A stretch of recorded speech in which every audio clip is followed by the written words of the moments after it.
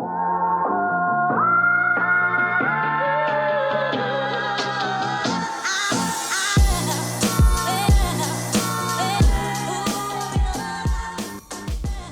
hey, what's going on, guys? This is Mast, and welcome to Deadlock. It's not going to sound like it because I did the intro like normal. This is the rare post-recorded or post-commentary Mast as we check out Deadlock right here. I'm going to be bad. Fair warning, I am new to this game. I have had access for a while. I have known about it for a while. But I didn't dive into it because I thought that there was going to be a lot more time in the tank, so I thought I would not bait myself by playing a potentially cool game and then not being able to do any sort of content around it for like months to maybe a year. Surprise! NDA is lifted, so I am diving in very, very strong.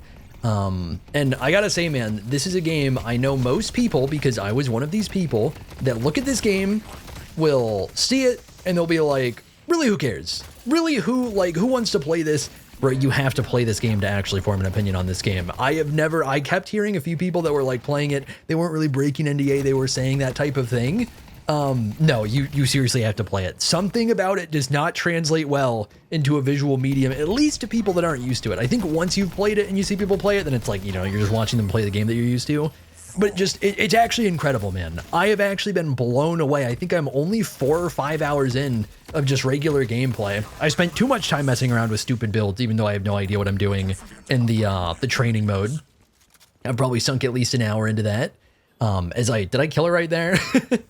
I don't know if I gotta kill her. I'm not paying much attention. But I wanted to talk about Deadlock, and I wanted to do post commentary because I'm such a noob and because there's so many introductory things to talk about. I thought this time around we wouldn't do live commentary, and then probably going forward, as most videos are, we probably will. So I have not played this character before. I've been tempted to, though. This character is named Seven. I think he's one of the closest characters to a mage that you'll see in this game.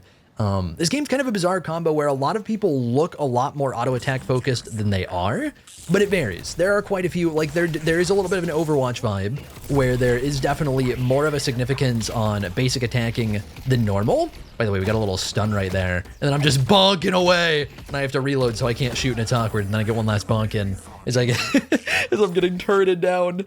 So this was my first game with Seven, and he is the closest thing I've played so far to a mage. The character that I've played the most, even though that's only like 3 games or something like that, is named, I think, Kelvin, and is actually like a support style character. Oh my god, he has such a cool kit, man. He does so many different things. By the way, the little back flipping around like a maniac is, you get dashes pretty often. You'll be able to see a little stamina bar around where my ammo is, kind of to the bottom right of the crosshair. That little stamina bar is refilling right now, and we can use that to double jump and to dash and to do a combination of them. Stuff like that. So, yeah, we're going to be looking at kind of the equivalent of mage gameplay, and I really had a blast playing him. This game went ridiculous. This was by far my biggest pop-off game so far. I think it was partially undeserved. I think I got into a newbier lobby than I've had since I started. Because I'm assuming like there's got to be some form of MMR in the game already. So I've had some games that have definitely felt way more challenging. I've generally been pretty comfy because in the end, Deadlock is a MOBA. And so naturally, when I've spent so much time on Smite and then some time on Predecessor, which Predecessor is actually a little bit similar to Deadlock, then naturally I think I'm going to mostly do all right. It's just going to be coming down to learning all these new mechanics that come from Dota, come from just like that are straight up fresh, come from other Valve games. Because Deadlock is a Valve game, for anybody that doesn't know, so it's a very big dev studio behind it, and they've done, I think, fantastic work with it so far, because they've been very adamant that artwork, gameplay is not final. They're definitely playing around with things. It's definitely still pretty experimental, but clearly people have been enjoying it. I'd seen, there's been at least 30K concurrent players before the NDA lifted, and it's still invite only at the moment. That's insane, man. That's insane. So from my Smite background, right now, I'm pretty sure if I look at Steam charts, I'll see Smite somewhere around like 8-9K players on Steam. So this game that you have to be invited to before people were like really could watch it already had like 3 to 4 times Smite's player base.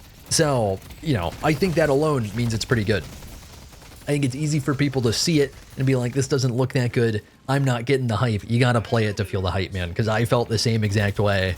And I legitimately plan to grind this game 8 to 10 hours a day, not for content, but because it's actually a really good game, because I've actually been having a lot of fun with it. So I'll talk a little bit about the actual gameplay, and we'll try and talk about some of the mechanics as we get deeper. One thing that you'll probably notice, I'm not great at it yet. Again, I'm a noob. I'm bad, and I'm aware of how bad I am. Give her a bonk. But one thing to be aware of with this is that the game has Dota's CS mechanics, or at least something similar to it, which for me, it's something that I've been aware of for a long time, but feels very new. And we'll be doing it here in the early game in the laning phase, especially in those first few minutes, where when you last hit a minion, for one thing, last hitting in general is important, and orbs will come up from the minion, both for your friendly ally minions and for enemy minions that are last hit by heroes.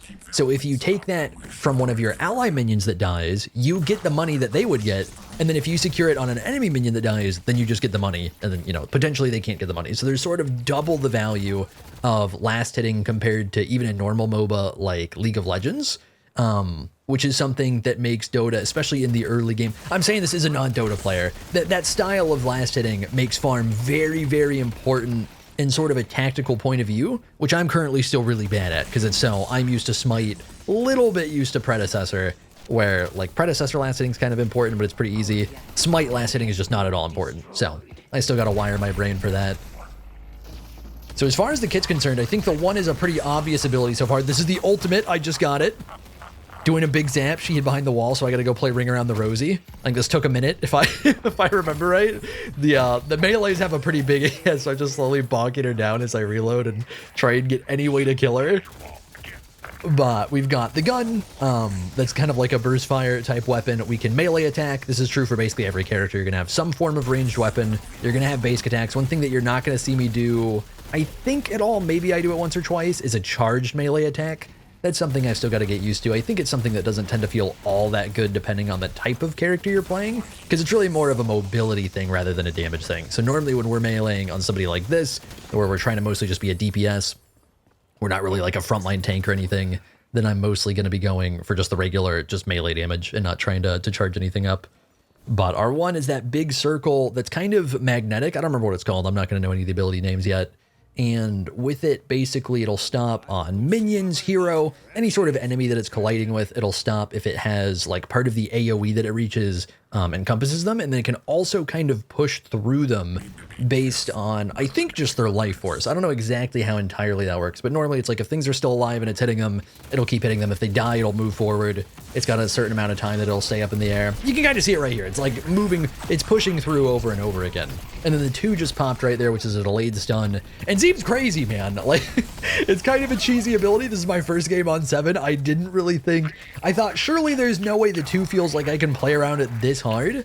So many of the fights I'm playing around it that hard, where it's fairly short range. I'd say it's like a short to mid-range ability, but it is just a lock-on. It is simply going to stun. It doesn't hit that hard, but it's so valuable to have that CC, and you can sync it with the 1 so that you're getting that static damage popped on top of them a lot of the time, which is super strong. So that's a combo that we're looking for quite a bit. The 3 is not going to tend to stand out a lot. I think it'll stand out a little more in the late game. It's very long cooldown, especially since we're not upgrading it particularly. And it's basically just bonus damage on our auto attacks. Right here, you can see the Zelda mechanics where we have, and I think I'll probably do this camp, right? So this is the jungle, and also, I don't really know what you want to call the boxes, but basically in general, there are quite a few jungle camps around if you look for them, if you path in between the lanes, and there's also different destructibles they'll have loot hidden inside, but it's inconsistent that the loot's inside. So I just got a straight up 15 permanent health buff. I got some souls, which are basically the equivalent of gold or currency in any normal game. So you can do that. Let's see, do we actually get to kill anybody here? We're getting to that stage where I clapped lane so hard. Yeah, we do get to kill somebody here. Get to kill a chicken thunder. Clapped lane hard enough that we just get to casually roam around, and then now that that's done and my laner's pushing back up, we'll go run over. I literally have double her money, by the way. I have 8k gold. She has 4.2k gold. Oh, and somebody else rotated over too. Yeah, the character he's playing, I think, might be the closest comparison to 7. Really just in terms of our lock-on stunny is a pretty similar ability, which we just got hit by. I don't remember what it's called. It's some sort of curse, essentially. Very awkward pause. It'll unpause pretty quick. I don't even know how people pause. There's a pause mechanic. I haven't had it be problematic so far. I think so far when I've seen it, it's legit seemed like people... Oh my... Do I live this? I actually don't remember now. Do I No way, she's back too. Oh my god, we're flipping all over the place. The flips are really satisfying, man. Getting used to the Yeah, I think I hit her with the stun right there. And then we look for the one. And then we combo that. Create a little distance. Oh my god. Done dirty. It's funny how satisfying plays can be in this game when I'm still so bad at it and know how bad I am at it. I think it'll be something where if you're new to the game, then you might think I'm playing really well. And if you've remotely played the game, if you played the game anywhere from like probably, I don't know, 10, 20, 100 hours, it's probably a little bit pain to watch this. I am brand new, so it is what it is. And right there, we're just trying to peel for ourselves and dip on out. So yeah, gotten to see like a decent amount of the kit so far, right? But this game's been really fun for me because it feels very much like it's trying to do its own thing and actually succeeding, which is very rare in gaming nowadays. It's rare in single player. It's especially rare in multiplayer, I feel like. And so I don't think this is a Smite killer. I don't think this is a predecessor killer. I think it's just its own thing and that it's going to be huge. I think it's going to be very successful in a similar realm as Overwatch, but not because it's that much like Overwatch. It's such a bizarre thing where, like, when I first saw gameplay, I'm like, oh, this is just kind of like Overwatch if it was more of a MOBA, but like with the TF2 style, which makes sense because TF2 is a Valve game. But I actually don't think that it is. I think it's doing so many different things that while it has some borrowed mechanics and borrowed style from other Valve games, it really just, I don't know, it feels different. And one thing that is really cool is the item system, in my opinion, which you're going to see very occasionally since we're only sometimes buying items, is that there's so much variety. It's got some of the, like, what Smite 2 wants to do right now, and I do mean Smite 2, with the addition of new active items and stuff. This game's already introducing as different ways to spice up builds and go for whatever you want to go for, where it's like you can do the normal thing of build auto attack damage, build ability damage, build tank, but you've got all these different passives to work with, actives to work with, that really makes you think about your build. And it's interesting, man, the popular builds that you'll see, because there's actually a build category you can pop up in-game. Like right now, all the items, since this is a new character for me, I just straight up looked at most popular build, was like, all right, we'll build stuff from this, and it looked like stuff that made sense based on my limited experience so far. Don't mind me missing autos on minions, but whacking away at them. But yeah, I think the item system's really satisfying because of the flexibility in it, where I can absolutely see people, you know, like myself, like-minded cheesers like myself, having a lot of fun cooking up builds that you wouldn't think would be any good and are fantastic, as well as finding subtle things to do that make sense game to game or just in general. This is me being confused by, I'm pretty sure that's normally, oh, is that the return spot for an urn? Is that what that is? I've barely played with the urn so far. It's kind of like a capture the flag type thing. I've like had a couple teammates pick them up. I haven't played the game enough to really deal with them, so I was just confused looking at that. Not sure if it was a regular one or what. Yeah, I think that must be, based on the map, I think that must be where it was supposed to go. And then somebody has it and I just can't tell. But yeah, I think the flexibility in this game has been really fun so far. There's a lot of movement in it, but generally you're not super mobile. You have abilities to work with, you have dodges to work with. Your dodges have a pretty limited amount of stamina is the actual stat that goes behind it, but you can buy items to get more of them. In fact, right now we must have one, because right now I have 4 bars instead of 3 bars. I'm assuming I just get a... I probably shouldn't have won as early as I did there. That's kind of... Oh, I guess, did I want to ult? That makes sense. Yeah, I remember. I remember this wall because I get stuck on it and I got so mad. And then I think, oh, is this somebody else? I was thinking she got greedy and came back in. This is somebody else, isn't it? Oh, I'm beaming! Nice. But yeah, it's kind of a bizarre, like, it feels kind of like Overwatch in terms of some of the shooting mechanics, but generally speaking, unless you're really building around it, the auto attacks aren't super powerful. They're just something to use in between abilities. And I think a lot of what stands out is map awareness, choosing good engagements, and then actually using your kit well. And then depending on the character, sometimes those kits are going to feel a lot more relevant, a lot more ability-based, and sometimes they're not. Sometimes they're going to be more so, I'm amping up my autos, I'm just dashing and then doing something. Like, depending on what we're doing, will feel a lot more ability-dependent or not. And you can build around that, so that's been really cool for me so far. Yeah, I do so much damage here. I mean, we're absurdly fed. If you look at the top, you'll be able to see everybody's gold.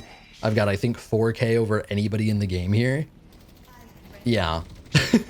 And here's me trying to find my way up. I succeeded.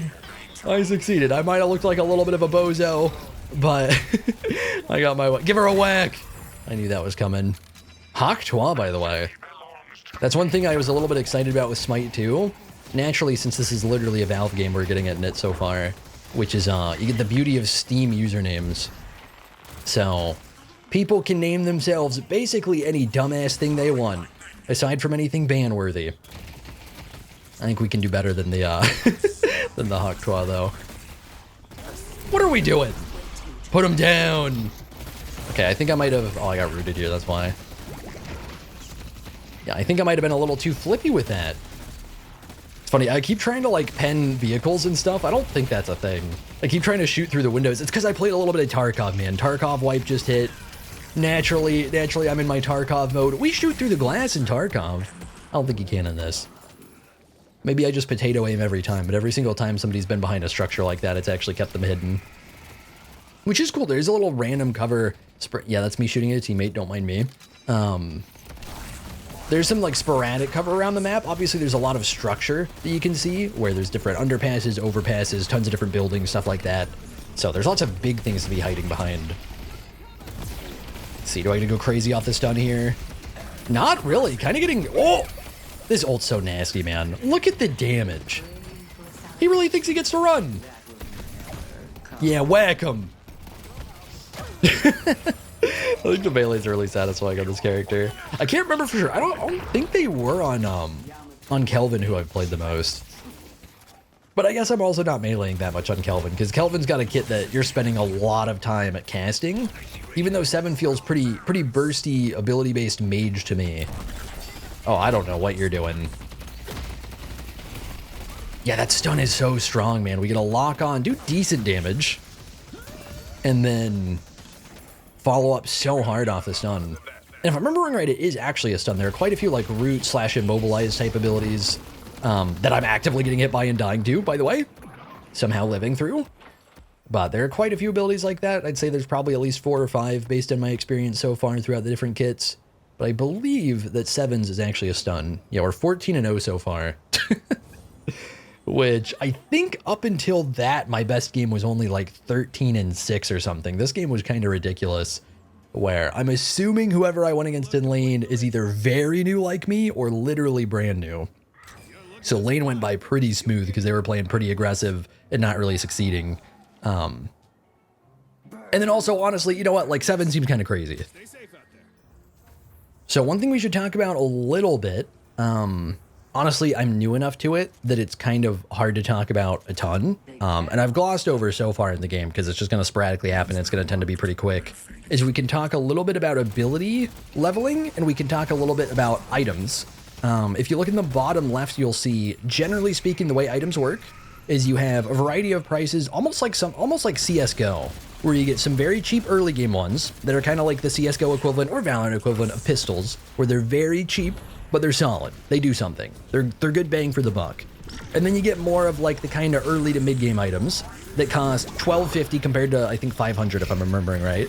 So you get a decent amount more expensive. They do a decent amount more. They tend to have more valuable passives. Then you get into like the 3K threshold. Then you get to like the 6,000 threshold, which you're not tending to buy too much of, since that's naturally going to be a ton.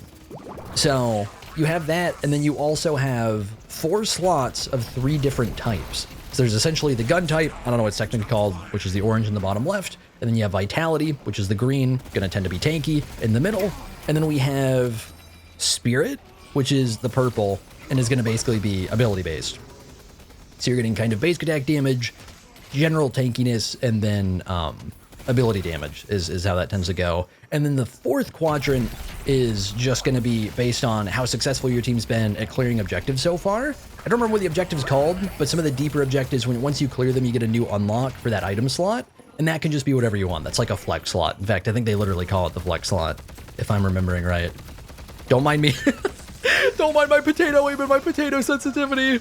Oh my god, that was so bad. Looked like I was on controller for a minute, man. I was trying to like spin myself around in time to actually manage to hit him. Yeah, so at this point, we're basically actually sieging game. There are quite a few objectives tucked away around the base, which have been really fun so far. Because I think base defense, as long as it's not unbearable, really hard to defend. Like, no offense to Predecessor, but I think Predecessor-based defense is just agony. It's basically, I guess we're about to lose, huh? It's so rare that you succeed. Whereas in this game, there are so many different structures. The structures hold on decently well for a while. I feel like it's pretty easy to tuck back into Fountain, heal back up, and then the Patron, which is like the actual final boss, essentially, the final like base sieging mechanic, will basically transform into a tougher boss once you kill it the first time, which is cool. So there's actually like a pretty long duration siege, generally speaking, and because of that, I've had a game that almost got an hour in length, because for the last like 20-30 minutes we were both going back and forth sieging, not quite succeeding in ending, and then by the time you're getting back there a few minutes later, you just kind of have to start all over again and succeed all over again. So I've been really enjoying the siege mechanics. In games like this was such a slaughter. We end up, do I not die? Do I just not die ever? I swear, this, and there are like 3 spots in this game where it's actually absurd that I live, and they just, they didn't pay enough attention, they choked, something went terribly wrong. I don't know how they managed that. That is crazy. Yeah, like right now it's saying the Patron's transforming as my team gets it done without me. So, yeah, I think we're about to wrap things up here, so I don't want to go too over it. But I thought I would talk about it a little bit, hype it up a little bit, and very soon we'll be getting into some actual live commentary, but then I try and just introduce it a little bit. Since I'm only a few hours in, I definitely can't say for certain how good I think the game is, but to me it's been shocking because it's so fresh. The game is really spicing things up, unlike anything I've ever played. I did not sink time into Overwatch. I got bored of Overwatch pretty quick, and the reason I got bored of Overwatch is the reason that I assumed that I wouldn't like Deadlock when I watched it, but then was pleasantly surprised after playing it, which is that it felt too FPS bound. My aim's not great, my aim's acceptable. I haven't felt like my aim has been destroying me in Deadlock or anything so far, whereas in Overwatch it does, and it's because of the abilities, it's because of the general MOBA mechanics that go with it. There's so many things you can do in this game that is not simply shoot the person in front of you. And that comes down to basically the objective mode as well as the kits, where a lot of Overwatch kits, obviously not all of them, are so just simply shoot the person in the head. Do you have to headshot on Overwatch? I don't remember. Be accurate, jump around 80-80. So far in this game, that hasn't felt like it's true at all. It's seizing opportunities, it's general DPS, it's forcing down the lane, it's grouping with your teammates, not getting caught out 1v3, a lot of stuff like that, which has been really enjoyable. Yeah, you can see right now all the little purple numbies we're adding on whenever I'm just straight up auto attacking is coming from the 3. It gets really strong because we're building generally like pretty ability based on 7. Like in those items in the bottom left, you're gonna see we're almost entirely on tier 1s and tier 2s for the actual weapon damage, but then we're sitting tier 3, tier 2s, tier 1s for purple, trying to get our ability damage way up, and that does it.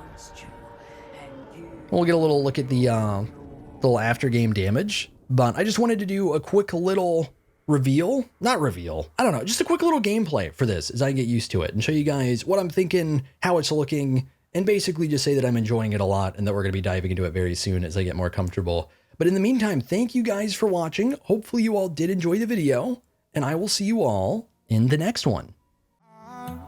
I've been seeking for the glory, say my name. And I've been trying to write my own story in the search for fame. I'm sitting here in this empty room, walls keep tumbling down.